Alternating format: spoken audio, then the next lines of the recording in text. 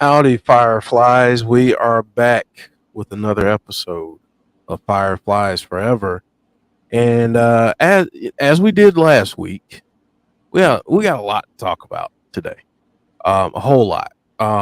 But first, I want to welcome in uh, Chris. Chris, how are you doing this week, my friend? Doing all right. And I got to point this out, Chris, and I want to make sure that people know what it is because I didn't get a chance to do this last week. Mm-hmm. But your handle underneath your tag here under your name. Mm-hmm. Let me take this off so people can actually see it. Firefly Whisperer Chris. Yep. I saw both you guys had titles, and I decided that I should have one too. But then it took me. I was trying to think what to call myself, and I got to think about it. And then with me sharing all these stories recently about fireflies, I thought, well, what better thing than the Firefly Whisperer? Love it. Absolutely love it. And we got Joe. Joe's back this week. And Chris, we're gonna get to more of those memories and everything here shortly. I know you got the video you want to share, but I've got some other things to ask too. Cool. Joe, how's it going? Going well, man. Going well. Last week I would have loved to have been here, but of course I was still recovering, and it was kind of tough, like the first couple of days after, as it is with any surgery, really. But I'm doing well, man. I was joking around with the guys before. When you're when you get used to being a certain way, and then you're like, you go. Basically, the way this works is in stages until I could start eating again. So stage 2 just started yesterday. Just got cleared to do it, which basically now means I can have creamed soups that have to be strained and pudding. And so I'm up to cream soups. But let me tell you, when I had the white chocolate instant pudding that my wife made for me last night, I was in heaven. It was like the best thing I'd had in my life. But it's crazy. But I'm doing good. I'm doing much better. My voice is better. And stuff like that. I know you guys probably could tell last Thursday I was struggling a little bit. The voice was still a little bit weird, but yeah, no, I'm good. I'm feeling good, and I'm happy to be back for Fireflies Forever, man. I'm loving what I'm seeing so far, and I'm sure we'll talk a lot about it. Oh yeah, yeah. Like I said, we got a lot to get to. I did want to point out too. I've got Chris's Twitter handle scrolling across the bottom, so if you can give Chris a follow, hit him up with artwork, send him theories, that kind of stuff. Oh yeah, send it all. That's right. We want to hear from you. So, all right. So I welcome you guys in, and obviously I want to welcome everyone in who's joining us in the chat. And for those of you who will watch this after the fact, after we're live, thank you for watching. We greatly appreciate you for supporting this show and our channel. But yeah, so I want to welcome in everyone in the chat. Thank you so much for joining us and supporting us. We've had a couple big weeks in terms of viewers and folks just being engaged. So thank you all. Odin's son talking about Chris Jericho's band Fozzy coming to Albany at Empire Live. I don't know that I'll be in the building, but I'm sure a lot of people will enjoy it and have a good night. They always bring in some really good talent, so that's pretty awesome. All right, so Chris, like I said, we and for those of you who are watching for the first time, we start off every show with memories of Jodie, and I want to turn it over to you, Chris. I know you got the video, so I want you to go more into detail and give us an update, like if you've had any other Firefly visits over the last week since you told us the last time. And let me know when you want me to play the video, and I'll hit that.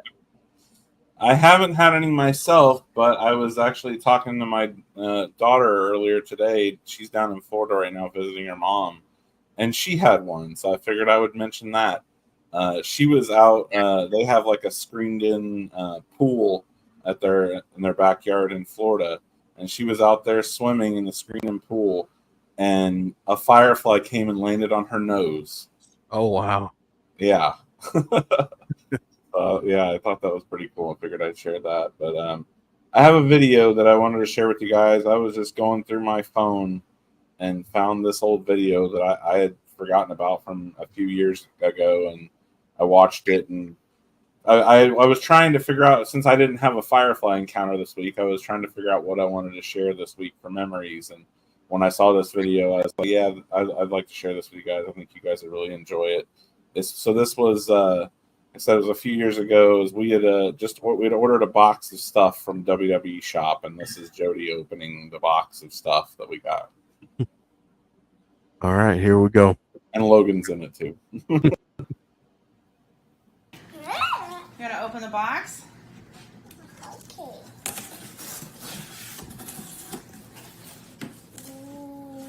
What is it? Look! What's that?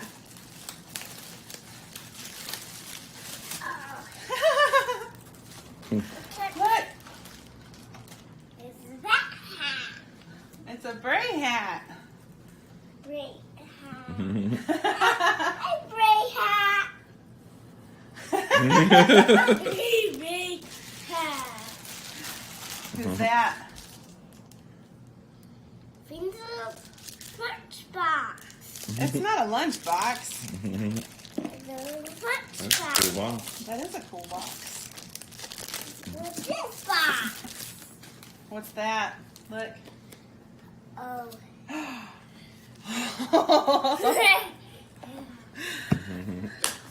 What's this, Logan? What's this?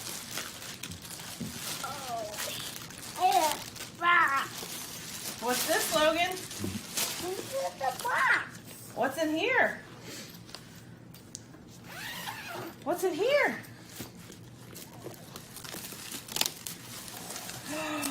Look! Whose belt's that? Whose belt is that?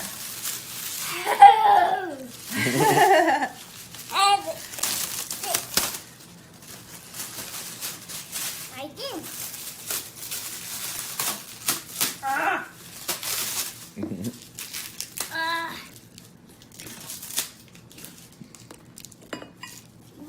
No. Who is that? Who is that? Who is it? Look, Logan. It's a bell. It's the bell. Okay. He knows where they go. Hang on, we gotta put them on there. We gotta put them on there, buddy. Hold on a minute. Yeah. Oh, thank you so much for sharing that, Chris. Here is that belt now, and it now has Bray Wyatt's autograph on it that Jodie managed to get at one of her meet and greets with him. Yeah. Man, that is amazing.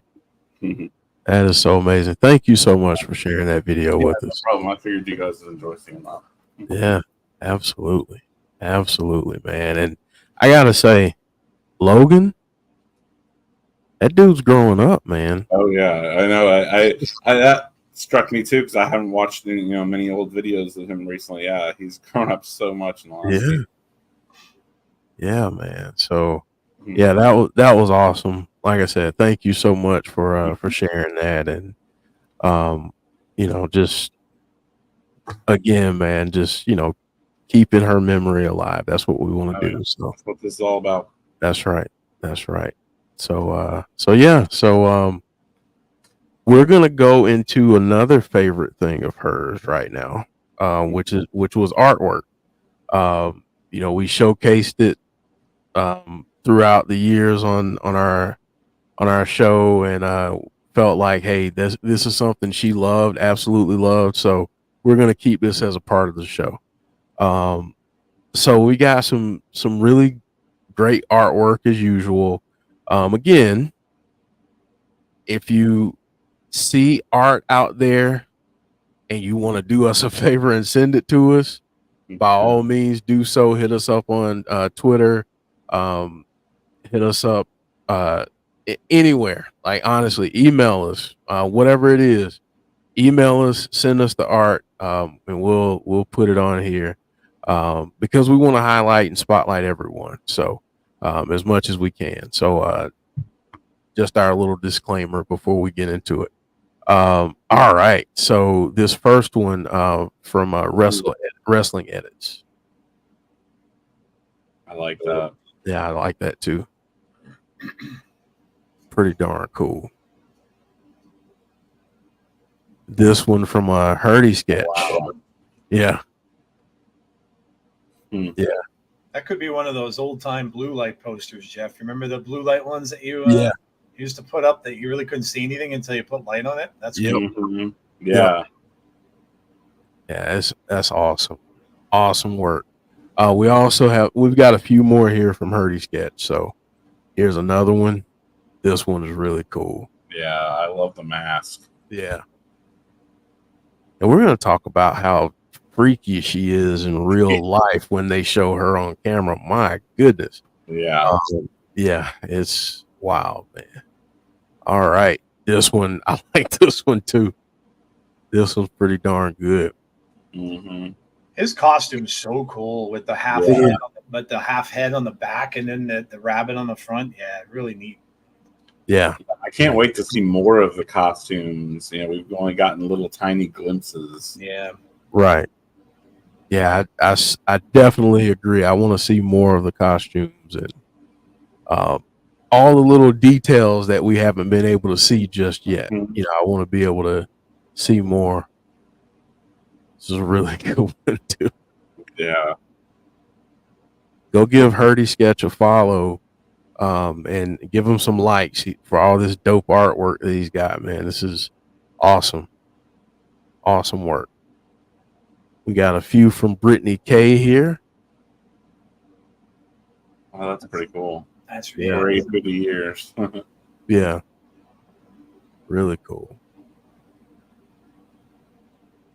Mm. That moment, that first vignette we got, Mm-hmm. that one stood out to me. So seeing this in art form, I'm like, yeah, that Yeah. I like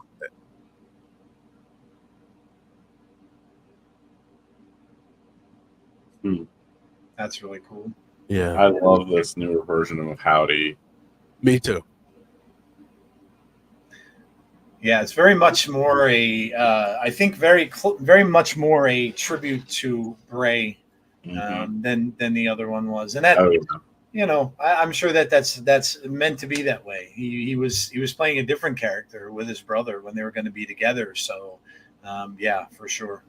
Yeah, absolutely. And go give Brittany K a follow and drop some likes for her too. She's been on it.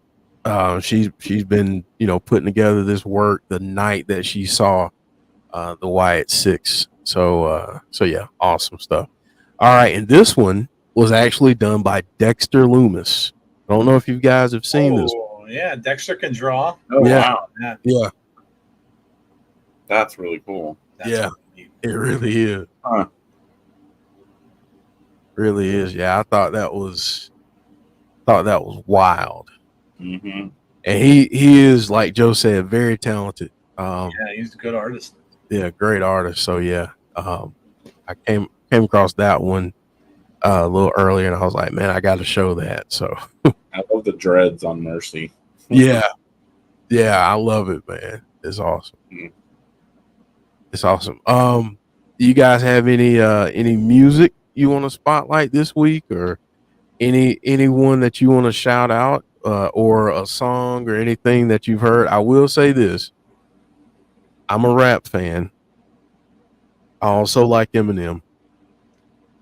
I heard his new song today, and It's called The Yeah. Death of Slim Shady, isn't it? yeah, that's it. That's the new album that's coming out next week. Okay. Yeah, and today he dropped a song called Toby, and yeah, it's pretty good. I've been listening to it a I'll little check too that much. out. Yeah, it's pretty good. Jesse, yeah. Hey Jesse, thank you for joining us. She said, "Ooh, y'all do the art at the beginning now." Yeah. I've been missing that for 2 weeks. It's all good. Yeah, we switched it up a little bit because we want to give ourselves a little more time to talk theories and kind of break down what we see. But yeah, we start that at the beginning. Most times like 10 or so minutes into the show, 10-15 minutes. So but yeah.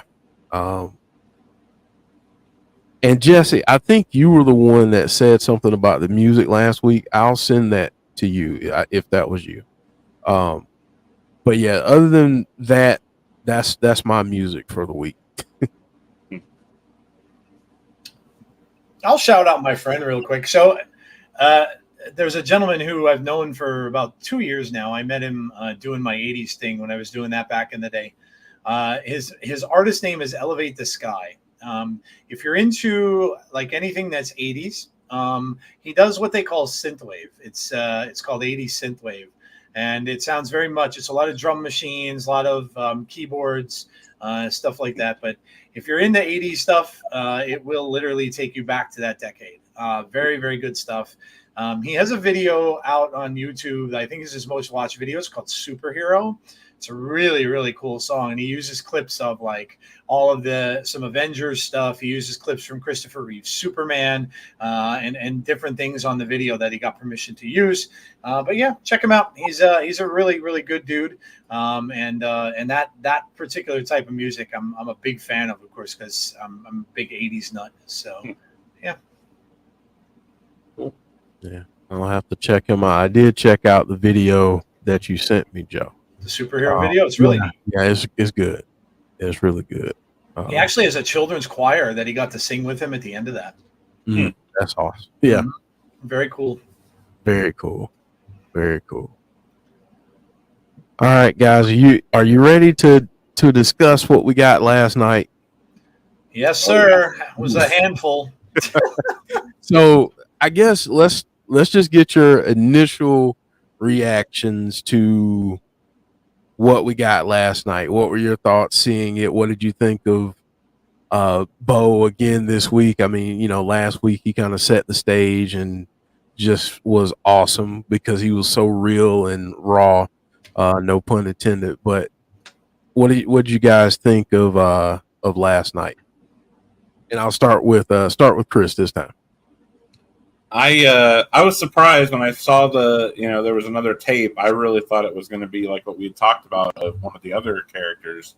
Yeah. But when I saw it was more of Bo, I was surprised, but I wasn't disappointed at all, especially after watching that whole thing. That was amazing. It felt like the other, like it was just the second half maybe of maybe we saw the first half last week and now we saw the other half of it. But Yeah. it was incredible. I agree. Joe, what were your thoughts, man? I thought the same. I was thinking they were going to do a tape a week for a different character, but when I look back at it and I thought about it after I saw last night, I'm like, it may have drawn it out too much because it would have had to do 5 different tapes in the next 5 weeks. It would have kind of maybe dragged a bit, but yeah, no, it was. Look, Bo's doing a spectacular job in these videos where just showing emotion. You could kind of see him getting a little bit more unhinged in this one. And I loved how they flashed back and forth from him fading out and Howdy fading in. Yeah. One would disappear. The other one was still there. So you can clearly see. And then they're definitely in the funhouse. That door is visible now. There was a bright light, too, that came to that door at one point during that video, which was a little strange. But, yeah, it's – the way they've set it up, you can definitely see how this is Bo having a fight or argument or talk with himself. He's talking to himself, just his other personality, and it makes it very. I like it so much because it makes it very psychological and not that much supernatural, and I like that because now all the idiots out there that love to crap on it because supernatural doesn't work in wrestling. This kind of stuff does because this is very human. People have multiple personalities, and this is stuff that occurs every single day. So I like it, man. I really enjoy what they're doing here. I also like it because, and I'm sure we'll get into this a little bit, this set up the motive. You now know why he's doing what he's doing. He's going after, obviously, people who betrayed their families. So that opens up a world of things that they can do, people they can go after in WWE. I was trying to think of it last night, but yeah, man, it's been tremendous. Kudos to Rob Fee, the writers, Bo, and all of them. They're overcoming everybody's possible objections, I think, to this, except for idiots like Cornette, who's already bitching about it. But other than that, they're overcoming everybody's was a little nervous. They didn't want it to be too supernatural, too hokey. I think they're overcoming that by doing all this. Yeah, and I want to get right back to that because you brought up motive. So what did you think about how they set up the motive, Joe? And then we'll go to Chris.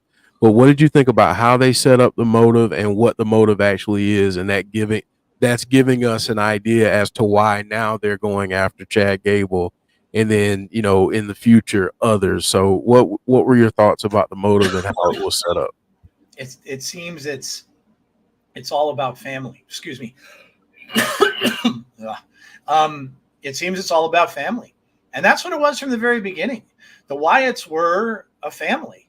And it leads back to that. But this is all about family. They do not, they get upset when someone betrays the family. Knock, knock, Braun. Watch out, buddy. And if Alexa comes back as well and not with this, watch out her too. Because look, they're just looking at like wrestlers who betrayed a family, which, like I said, it's brilliant when you think about it, because there's always going to be in wrestling tag teams that break up, people that leave their partner, someone who leaves a faction when they split up factions, which they do all the time.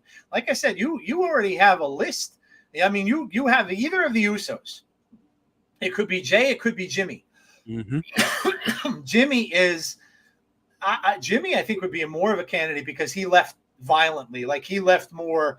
There's more hatred there. Jay, they may be okay because he's a face.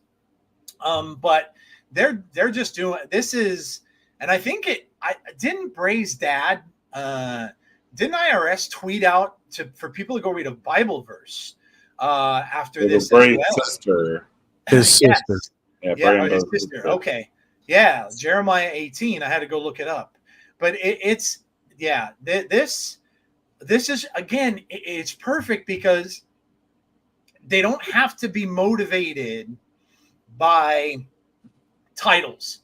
They don't have to be motivated by, well, we're going to go after someone from Bray's past 7 years ago.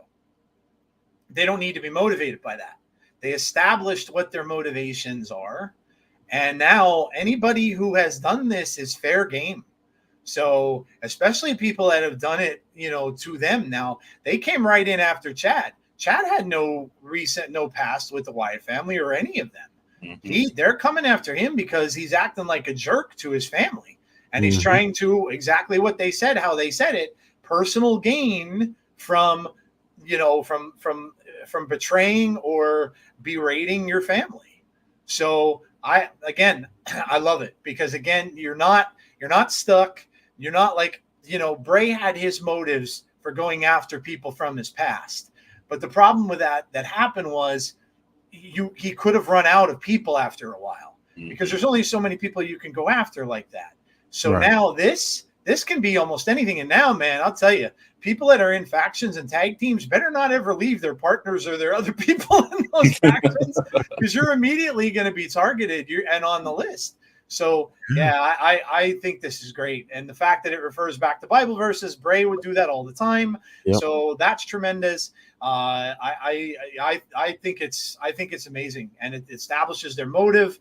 Now we all know what they're going after, who they're going after, or why they're going after them. There's not going to be any kind of, Bray had the things where he would just attack like random people. He'd go after Kane. He went after Jerry the King Lawler, just kind of random. And then he'd put them in the funhouse wall. Now these guys have established exactly who they want to go after. I think it's brilliant. I think it's really well done. Yeah, and Chris, I want to get to you in a second, because I want you. I'd like for you to take that Bible verse and break it down a little bit. You sent that over to me, and I want to make sure we go through that.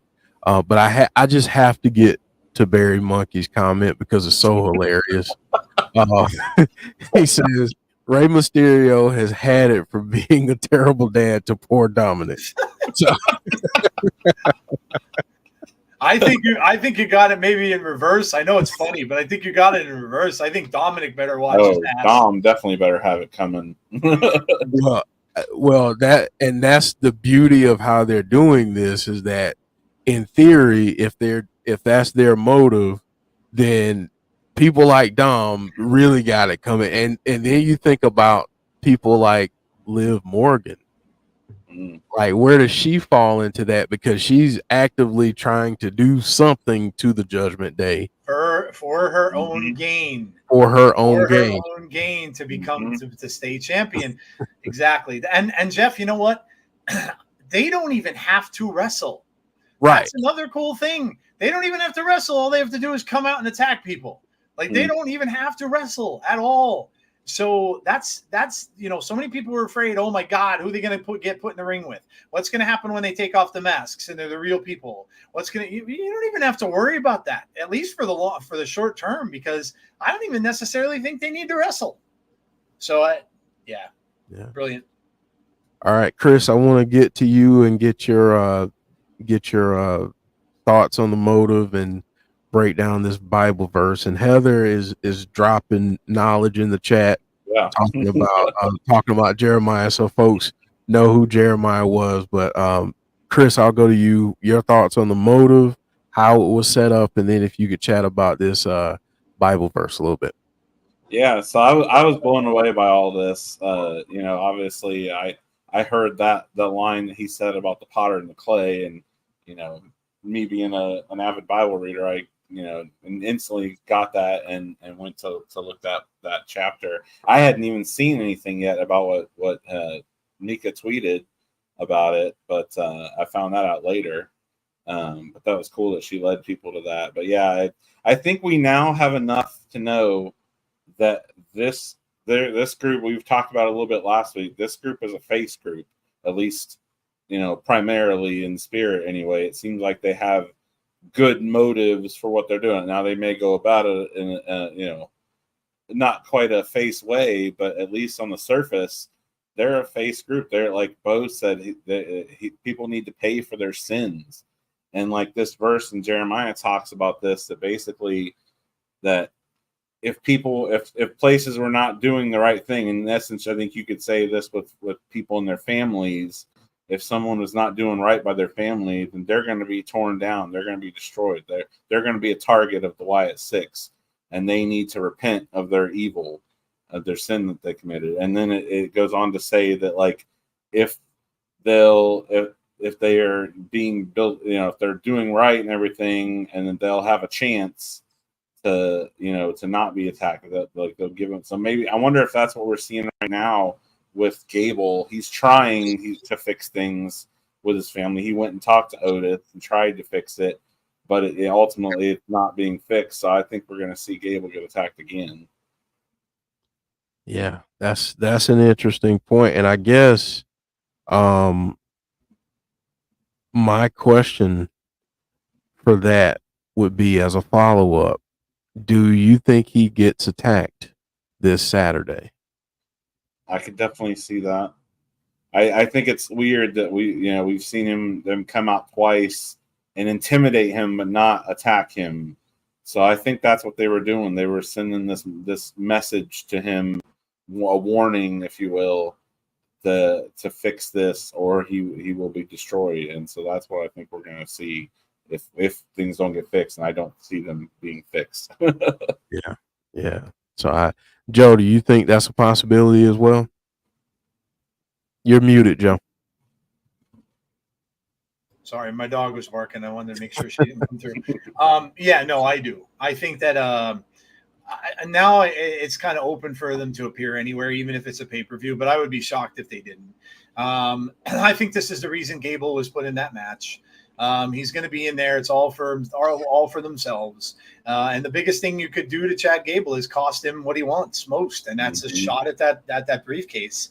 So I think they're going to end up taking him out. I don't know when. Maybe he'll get to the very end of the match, and they'll cause him to lose. But yeah, I do believe he might get dragged away. Something may happen in those. I mean, why else would they have him do the segment where he went and asked Otis if Otis would come and stick up for him? Because he's obviously hinting at that. And then that Mercy the Buzzard was in that restaurant too. I don't know if any people saw it. I know C shared it on his video. So yeah, to me, it's just logical now that they're gonna do something to him. They're gonna either grab him, take him away. Something's gonna happen to him. But yeah, I definitely think that they're gonna show up. I'd be shocked if they didn't show up at that pay-per-view. Which, by the way, we're carrying on our channel. Woohoo! That's right. We'll be here. I think it'd be really cool if he's climbing up the ladder, about to go for the briefcase, and all of a sudden the lights shut down. Yep. And then they come back up and he's just gone. Yep, 100%. 100%. There could be a cool amount of shenanigans in that.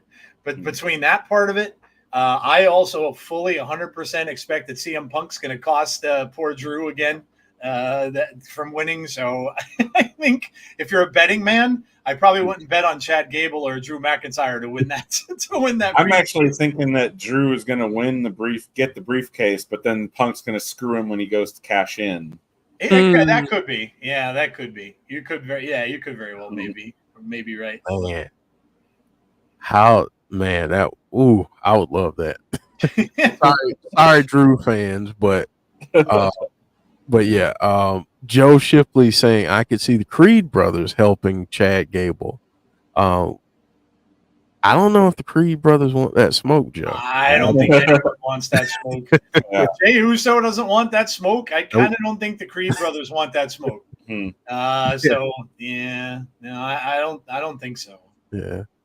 Odin's son saying, I honestly think we see Chad get attacked, but Jay gets the oops got in the way treatment at Money in the Bank. Hey. I mean, Jay's on a fine line there with the whole Firefly comment, although to me it seems as if, now again, I could be off base, they could be very neutral and they could be going either way, and they might still, but I kind of think right now it seems as if they might be leaning towards face. With the Bible verse, with the family-oriented stuff, that kind of brings out to me that they're kind of not horrible people, even though they're very scary people. So I kind of don't think they're going to go after the faces yet. The key word is yet, because it's not to say they never will. At some point they may have to. But I think for right now, I think they're going to mostly go after the bad guys.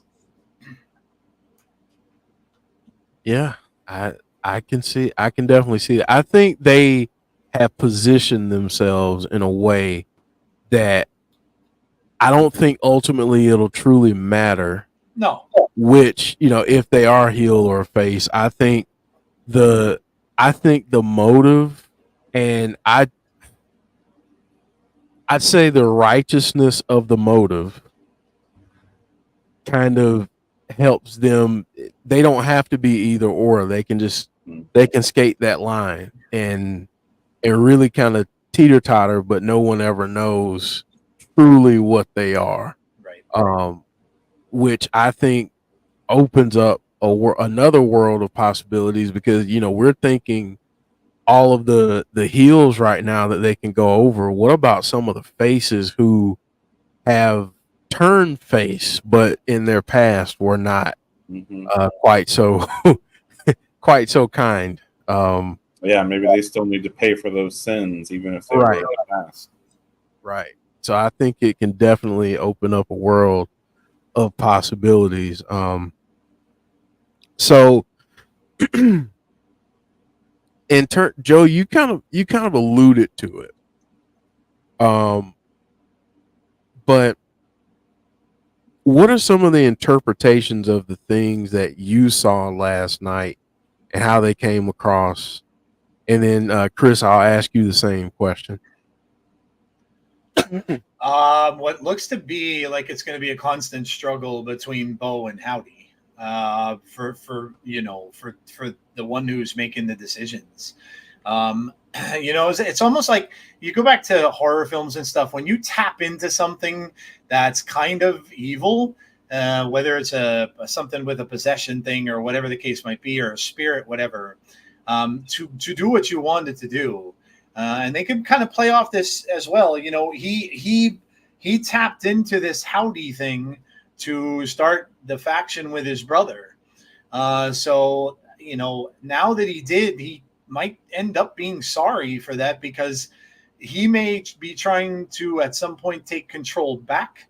But I don't know that he's ever going to be able to get it, because it seems as if the two personalities need each other, because one of them is a certain way and the other is a certain way.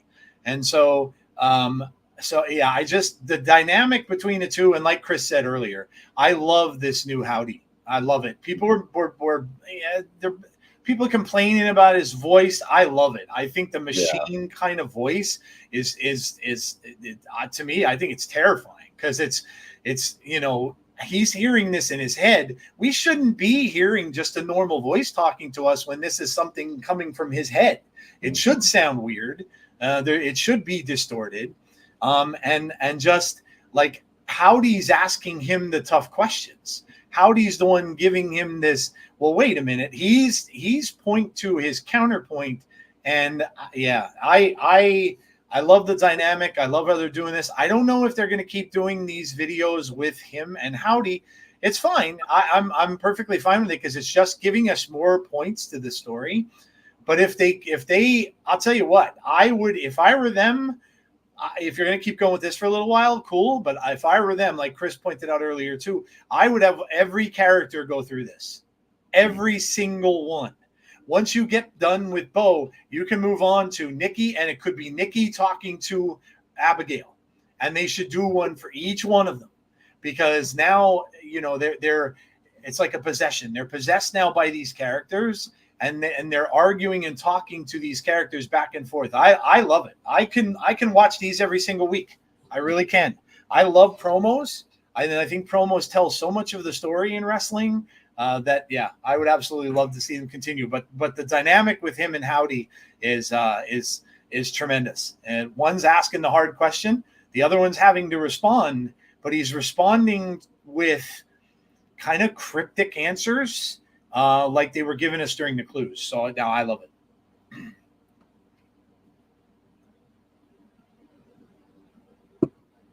Chris, I'll come to you in a second. I just want to say, those of you that have left some comments, you guys are leaving some great comments. I'm going to do all I can to get to them, because Jimmy has a good point. Haley, hey, how are you?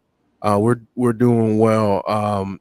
You've got a comment there that I think is very interesting. There are a lot of great comments, so I'm going to get to them. But Chris, I want to get your thoughts and just your interpretations of what we saw play out last night, and what you think about that. So this really got my mind churning. When I channeled some Jodie with this, about just thinking about all this stuff, like this really, even more so than last week, really gave me the vibe that this is Bo talking to the therapist, but we're just seeing it play out in his mind.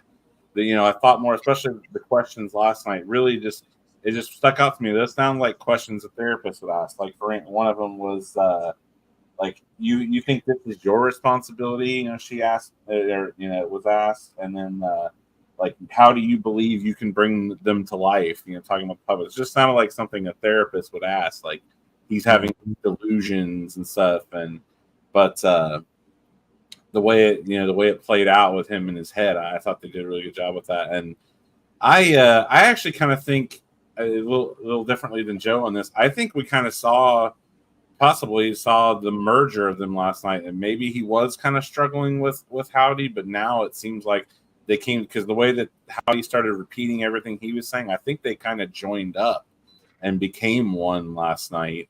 But then I like the thing, that the graphics on the screen right there. Not so sure really that Howdy is there. Like that kind of saying that there wasn't a monster, it was always me. I almost wonder if Howdy really is all in Bo's head right now.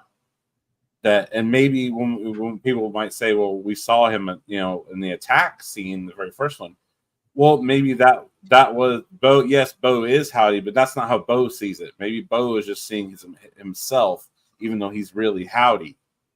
That's kind of the vibe I was thinking about that. That, you know, there's definitely, you know, I hope we see more of how this plays out. There's definitely, you know, a big thing between him and Howdy, but I almost wonder if it all really is still in his head. That's a good point.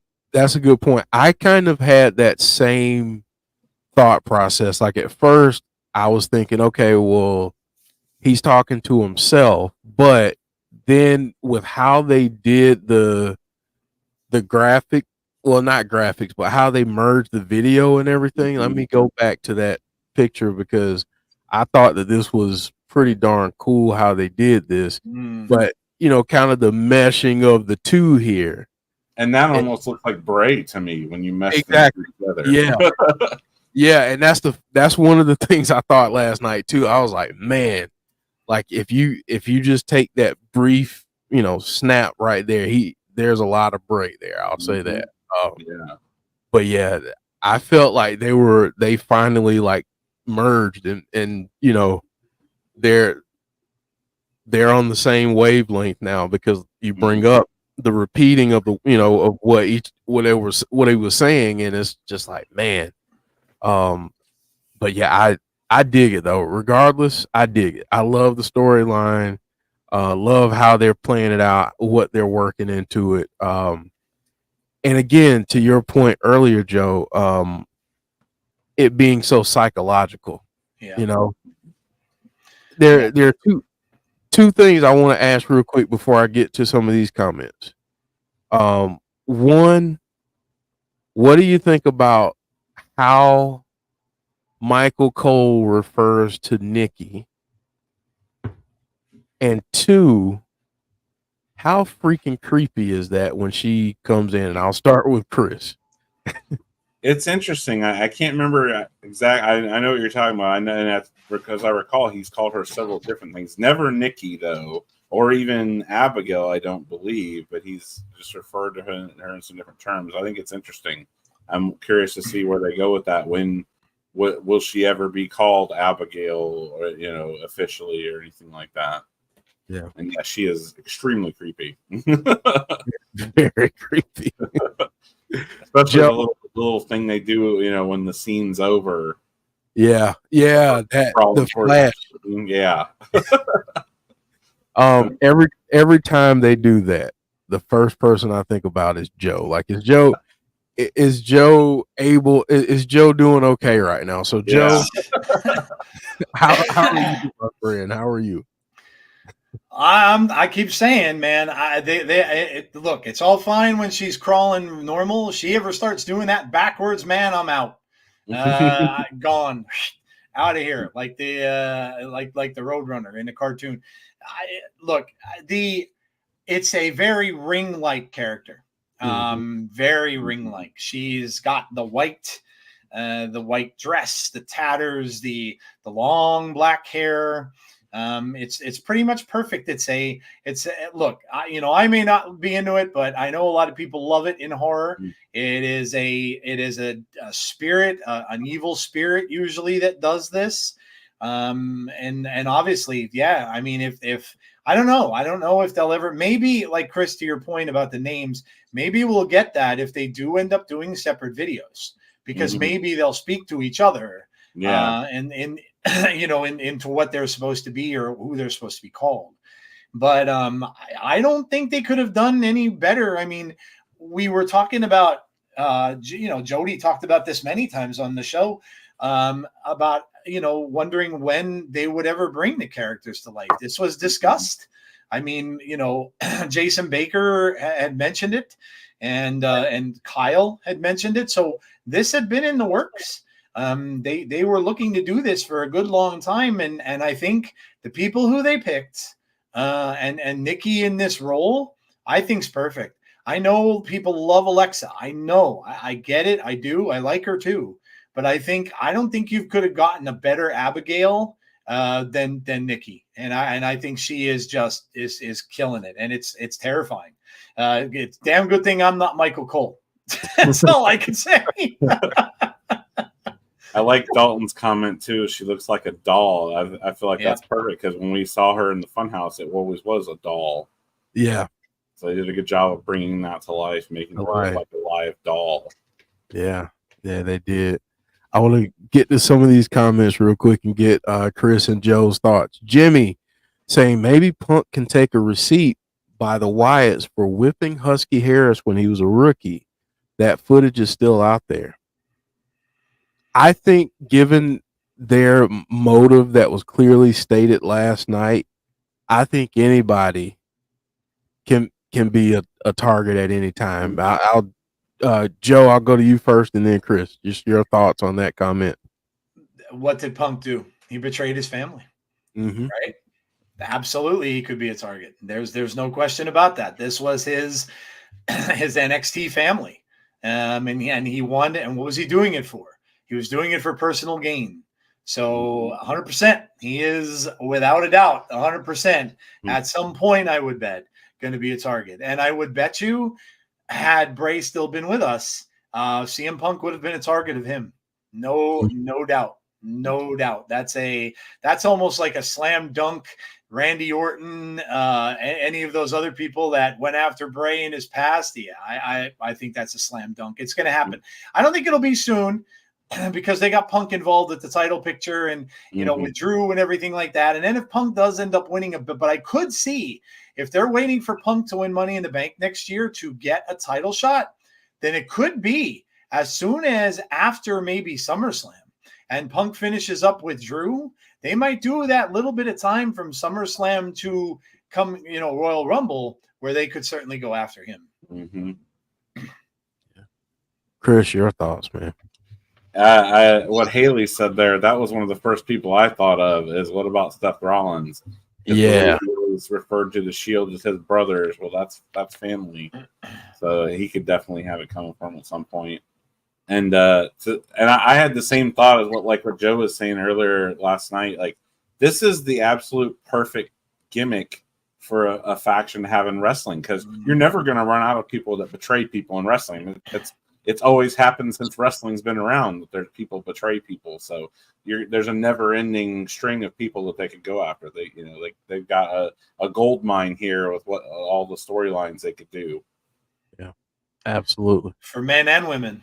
Now you have a woman in the faction that can go after the the women who do it. Turn on their, we're seeing the faction with Kairi Sane and all them. We're seeing that start to get broken up a little bit. So there can always be, like Chris just said, that's a permanent thing in wrestling. People break up all the time. Well, and they already turned on Bailey before, so they should have it coming anyway. Right. Yep. Absolutely. Clown, I thought this was a great comment too. Saying last night was the moment in Fight Club where Edward Norton realized he was Brad Pitt. Yeah. Where Tyler Durden, and it was just one and the same. Yeah. Yeah, no doubt. Every time EJ Movement saying, "There you are," every time I hear that,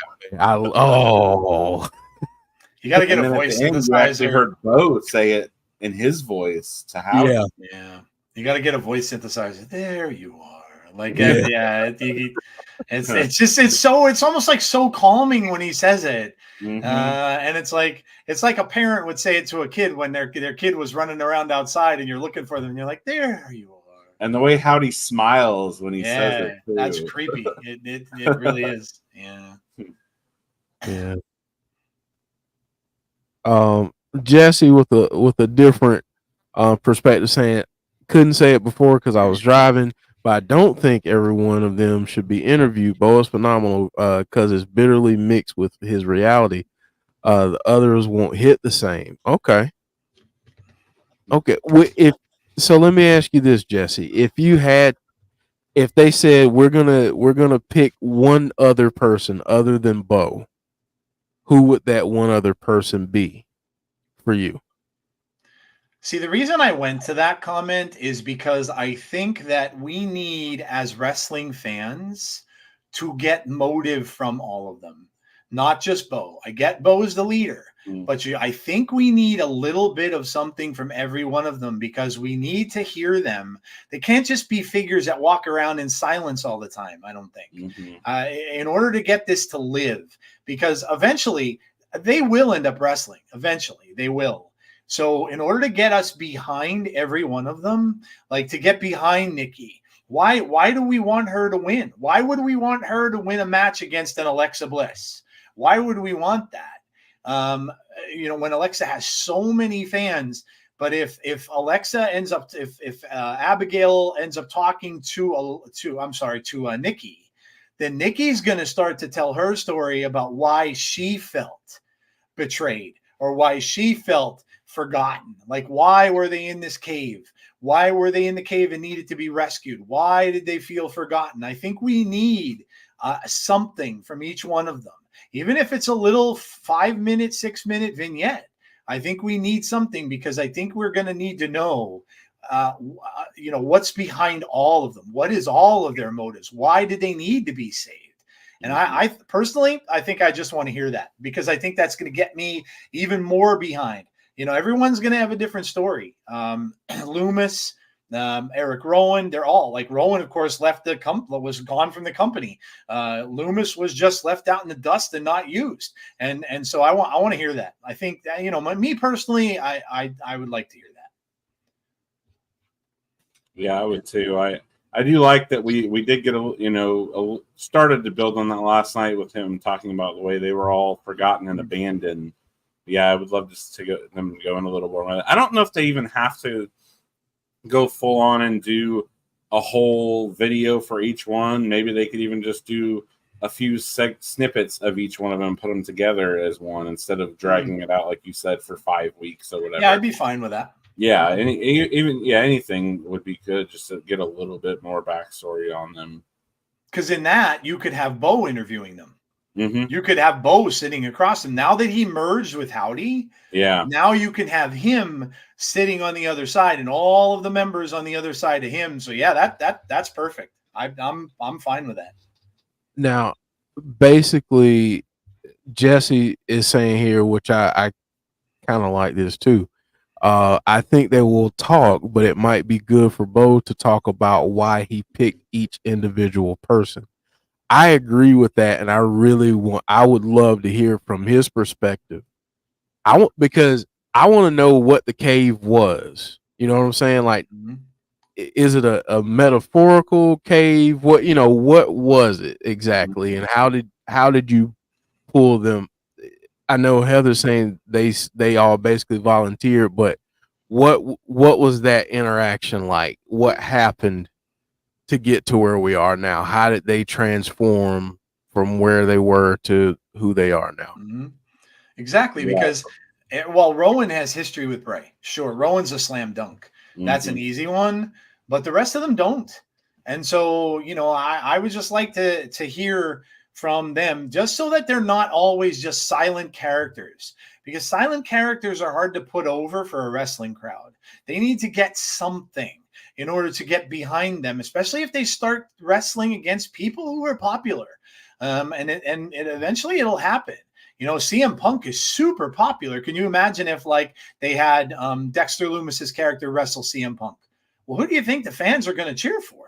They're going to go for Punk. So unless you build something that would make them want to, okay, I get this. This guy was snubbed. He didn't even, somebody mentioned in the chat, he wasn't even allowed to speak. They didn't even let him talk, for God's sake, for how long? So that, to me, that would get, I think, people motivated to root for them, because they're the underdogs. They're the proverbial underdogs that people can always relate to. Chris, what are your thoughts on that? And some of those comments that we saw in the chat, specifically Jesse's, was saying maybe Bo can be the one that talks about why he reached out to them and helped them. And when I saw someone brought up there, he said something interesting last night. He said that they weren't picked, or they weren't chosen, they were willing, or something like that. So yeah, it would definitely be interesting to find out a little more about that, what he meant by that. Why, yeah, like you said, what was the cave? Why were they there? There's definitely a lot more to unpack with that. Something else I wanted to talk about too was that image. We kind of didn't really get to talk about it, of the light in the funhouse door, because I have some thoughts on that. Let's get to that. The part that I went back and watched it specifically to see what was being said at the time that we saw that light, and there was 2 lines that were said when we saw the light. It was, "I gave them a family and I made them beautiful," and that really got me thinking that light is Bray, because we know that the other side of the funhouse door is like, it's out there, it's beyond, it's out of the mind, things like that. So we know Bray is outside that funhouse door now, and that just made me think that maybe that's him and his light. And then it hit lighting up for talking about family and making the puppets beautiful. It just really got me thinking that we were seeing, Bray's light, and I can't wait to see more of that. If we see that play into the story of his light coming in and influencing different parts or things like that. Yeah. Joe, what did you think about the door? I know everybody had said that was the funhouse door, and you can definitely see that. So, the light could mean, is the door ready to open for Bo to go to step out into the light? We saw Howdy, of course, come out with the group, but maybe now that they're I don't know, maybe now that they're together, right? They're solidified together. They're joined together, which is what, Jeff had mentioned and Chris had mentioned. And in that picture that we saw of them both kind of phased, maybe now they're on the same page. They're fully together, and maybe they're ready now to step out into the light. Maybe that's what it refers to. I like the Bray idea. Look, everything about this is going to be about Bray. Everything about this is about Bray. It's a tribute to Bray. It's what Bray wanted. It's Bray's legacy, and no one would know that better than his own brother. His brother heard all the stories. His brother knew what he wanted to do. So yeah, this is 100%. They are, and what I think though, ultimately, like as a metaphor for me, this was the funhouse. Now I think everybody can admit the funhouse was all in Bray's mind. The funhouse was all Bray's mind. Well, if they're in the funhouse, they're in Bo's mind now. So the funhouse is in Bo's mind. So if they wanted to redo the funhouse, you could have a funhouse with Bo. I don't think he would do that, because that's going back a little too much to what Bray was doing. But this could mean that he's in this safe space. He's in the funhouse that was Bray's safe space. But now the light is coming on, saying, "Okay, it's time to come out now. We're going to go now out into the real world. We're going to go out into another world outside of the mind." So, yeah, that was something I talked about last week, Joe. Is that I think that's how Bo sees it now, because Bray's gone. The funhouse is just dark. Yes, without him there. So that totally makes sense. That this is now, and to show that distinction, we're in Bo's mind now. How he sees the funhouse now. Something else I noticed that's interesting too. It looks like Abby's window is gone now in that picture. You can kind of see the curtains, but I don't see the window there. And I thought that was interesting too, because we talked about, and I know Jody talked about this before, back, about that she always thought Abby was in kind of a limbo because she wasn't really inside the fun house. She was kind of outside of it, just in the window and stuff. So now that that's gone, to see that she's free from that, and obviously we've seen Bo talk about that he freed them. So I just thought that was a cool little detail that they put in there to show that. Maybe the cave could be their funhouse. Maybe I wondered that too. If maybe the cave is a metaphor for the funhouse, or like after Bray went, we saw like when Bray came back, like the funhouse was all looked dead and stuff. Maybe that's what they were referring to, is that they were just in a cave. Yeah, I had that thought too. That with Bray not being there, that maybe that was the cave. That sadness, that hurt, that's the cave.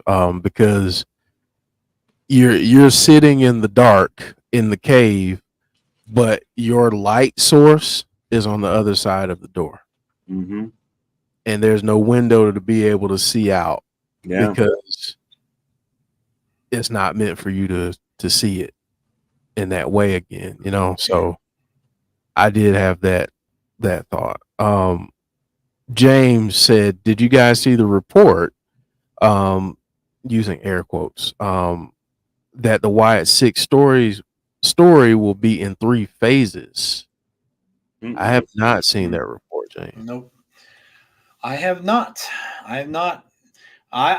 You mean, did they explain it? Like, is it the initial story, or is it, because I could see them having it planned out, over a period of time now, where it's going to come to, but I mean, 3 phases is pretty minute. That would signify to me that they've already have an end planned. So I don't know. I don't know. It's interesting. Well, hey, whatever it is, it's going to be with us for a while. So. Odin's son saying, "Listen, I'm going to try to explain it with a Friday the 13th analogy. Are we really afraid of Jason Voorhees? Most normal people, sure. But most of us outcast, downtrodden, we know Jason is a victim." He's a victim, but he murdered countless amounts of people. So then you get into a very, very weird question there. Like, is it justified for him to murder people because he was mistreated as a boy? That all comes around to very philosophical horror questions, right? Like, a lot of people stick for the killers. They just do. The people in horror movies are just really stupid, and just really, like, you find yourself not really rooting for any of them, except maybe the one who lasts to the very end, who usually survives anyway. So it's an old horror trope. But yeah, I don't know. I mean, I think they're going to go on to provide justification, and they already did. They already talked about why they're doing this. What is the justification behind it? Well, anybody can see that, family betrayal is pretty good justification. And whether or not you think they have the right to go and murder the people, I mean, they're not going to murder any of the wrestlers. They beat up Gable pretty good. They're not going to murder anyone, but what they're going to do is they're going to teach them a very hard lesson, so that they never end up doing that again. And that could very well be because, and who knows, maybe it'll have something similar to do with what Bray used to do, and maybe they'll change their character. Maybe all of a sudden now Chad Gable will turn to a face, and he'll go to the other side, and which is what Bray was doing. So in essence, they're taking that bad side, or that betrayal, or what they did, and they're ending that. They're killing that off, but not so. Yeah, that was I had to throw that out there, Joe, because Friday the 13th. Oh, of course. And and Jeff, look too, the thing about Jimmy Uso, right? We all know what's going on with the bloodline. We all know that Roman's going to come back now because of what happened to Heyman, and they're going to be so how is what's the best way you could change Jimmy's attitude? Want to get Jimmy ready for that and have him go back and help his family? Okay. Yeah. It all's coming together. It all kind of fits. So I would tell all of you, and it's on I think tomorrow night. Yeah, watch that documentary for the Cody thing is finally coming on. Yeah. It's don't miss it, because you will see a lot of this same creative team that is working on this. You will see them all, that how they work through that, and you're gonna be for those of you who are skeptical, maybe you're a little nervous about the creative team. All I'll say is don't be, and watch that show, because then you'll understand why you shouldn't be. He's got a really special creative team working for them now. So yeah, I mean, that's I will say before I get into the wrap up here is I'm really enjoying what they're doing. oh yeah. And I like the fact that they seemingly are going the complete opposite direction a lot of people are thinking they're going to go in. They did that with the video last week, continuing that this week, and throwing out a motive and letting us speculate as to and do what we just did. We just did that exercise where we're like, okay, who's been a really crappy person and has betrayed their factions or a tag team partner or whoever, and done so for personal gain? That's a lot of people. So I like the fact.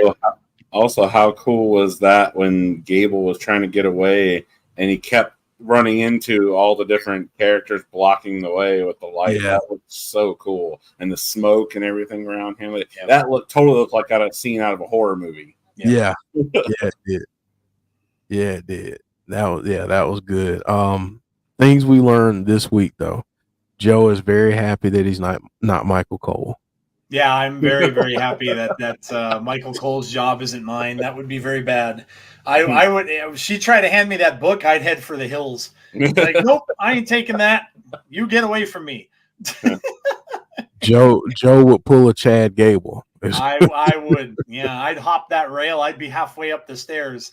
No doubt. That's yeah. As soon as I saw her for the very first time, I'm like, God damn it! Like, that's my worst nightmare. What are you doing to me? Of all the things you could have done. I still say she's gonna spider walk at some point. I'm gonna throw up. Bray did it, but he has to. And Joe is gonna happen. You do know it's gonna happen when we're streaming a pay-per-view. Yeah, well, absolutely. Of course, it's gonna happen when we're streaming. I mean, they did miss the stream that Loomis had all the women doing spider walking around him when that was back in the day when we weren't on video.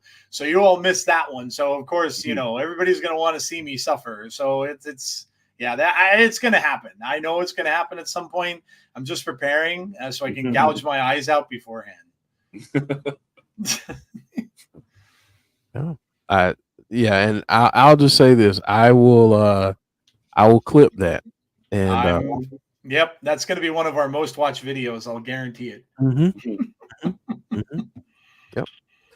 All right, so we're gonna wrap up the show now, but I just want to get some final thoughts from Joe and Chris on what they think is next and any other final thoughts that they want to share. So I'll start with Joe, and then Chris, you'll back clean up for us. I'm just loving it. I'm in on it. And I said this weeks back when we did a Sunday show. I was a little bit not getting into it because I was still missing Bray and all that kind of stuff. But they've got me. The promos that they've written have been just freaking amazing. That first one, I don't know that Bo will ever beat that first one because that was so deeply personal.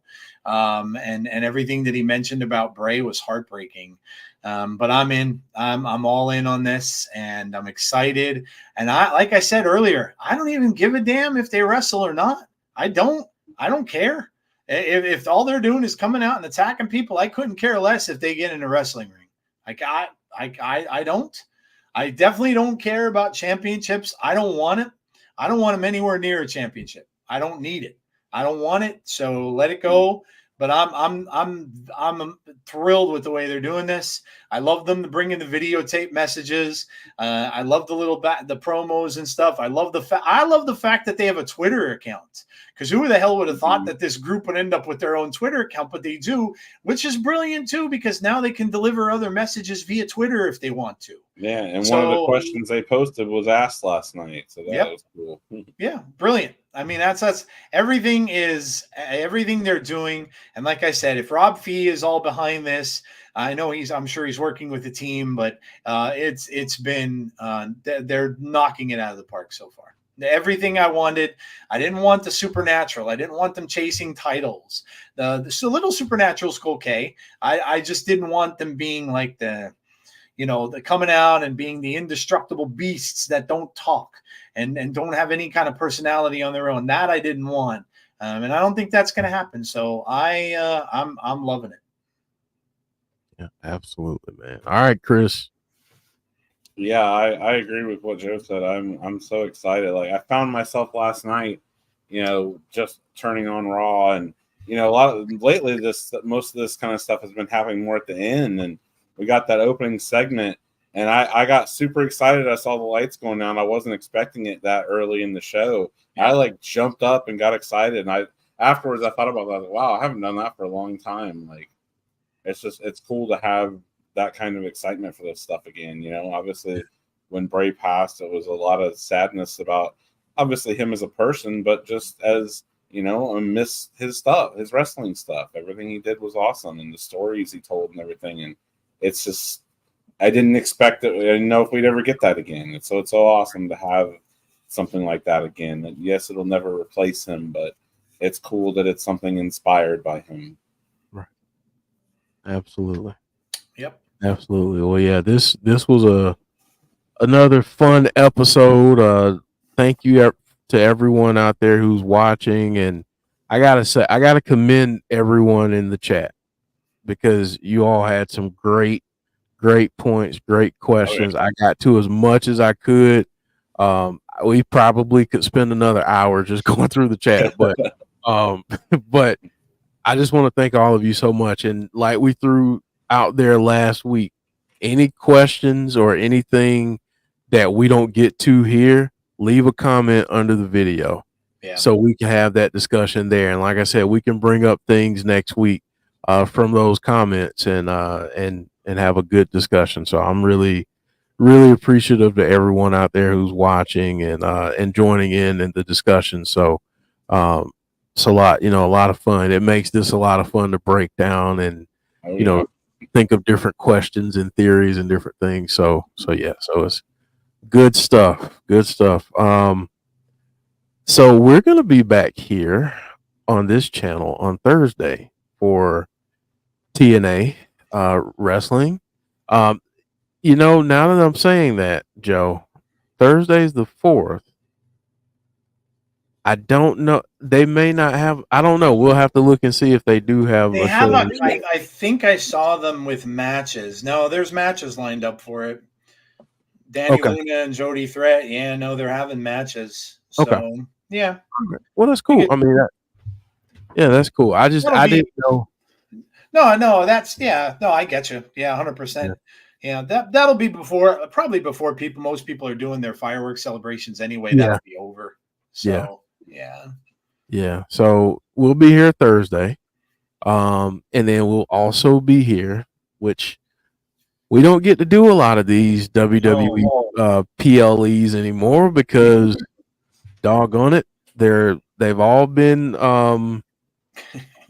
very early for us this year. Well, out of our time zones, yes. Yeah, I mean, great for all the fans that are international fans, and Lord knows they're dedicated fans. And listen, the reactions and everything that you see at those shows is a large reason why they're getting more access to these shows, because every time, doesn't matter where they are, the crowd never disappoints. Oh yeah. So I'll be looking forward to doing that here on Saturday, Money in the Bank. Yeah.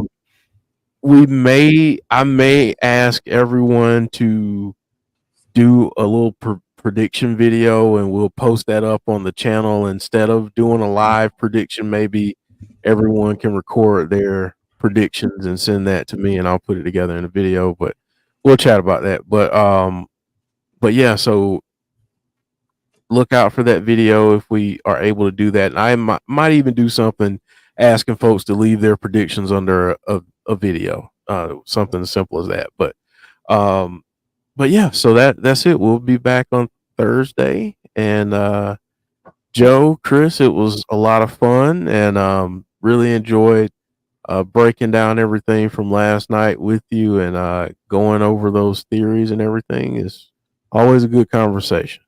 Absolutely. Absolutely. And again, thank all of you so much in the chat. We greatly appreciate you being here and being a part of the show. Drop a like on the video if you don't mind. And if you're new to the channel, welcome. And if you don't mind, hit that subscribe button and hit that post notification bell. All right, folks. Well, we will see you on Thursday, hopefully. But if not, hopefully we see you again next Tuesday for Fireflies Forever. And yeah, take care, everyone. We'll see you later.